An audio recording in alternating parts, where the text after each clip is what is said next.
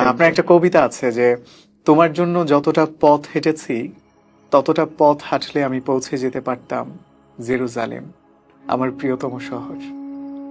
তোমার জন্য যতটা রাত কেঁদেছি ততটা কান্নায় আমি ছুঁয়ে দিতে পারতাম মেঘ, বর্ষায় ভিজিয়ে দিতে পারতাম তৃষ্ণার্ত সাহারা। যে দহনে রোজ পুড়ে গেছি তাতে জেলে দিতে পারতাম অজস্র গনঘনে বিশ্ববিয়াস। যতটা তৃষ্ণায় গুনে গেছি অপেক্ষার প্রতিটা প্রহর, ততটা মেটাতে পারে সাধ্য নেই সাইবেরিয়ার। যতটা ডুবে গেছি রোজ, যতটা উবে গেছি রোজ, যতটা ভেসে গেছি চুপ, যতটা বেহিসে বিডুব, সবটাই মিশে গেছে ওই।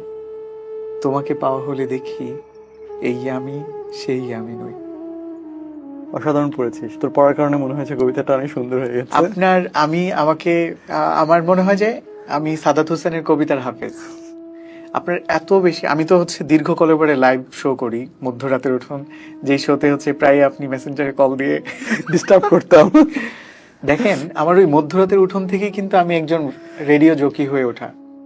আমি হ্যাঁ হ্যাঁ, তুই আমাকে বলেছিলে একবার যে ভাই আমি রেডিও রেডিওতে যেতে বাট চাই। আই ডিডন্ট হ্যাভ হ্যাঁ। Any connections, I couldn't. হ্যাঁ। ইয়েস, আমার মনে আছে। না, but I am so proud of you. আমি যখন আলহামদুলিল্লাহ। দেশের বাইরে বিভিন্ন জায়গায় যাই, যখন আমাকে কেউ এসে বলে যে ভাইয়া সালমান ভাইয়ের আমি অনেক ফ্যান, বা সালমান ভাইয়া আপনার অনেক কাছের ছোট ভাই, and I feel so proud of you.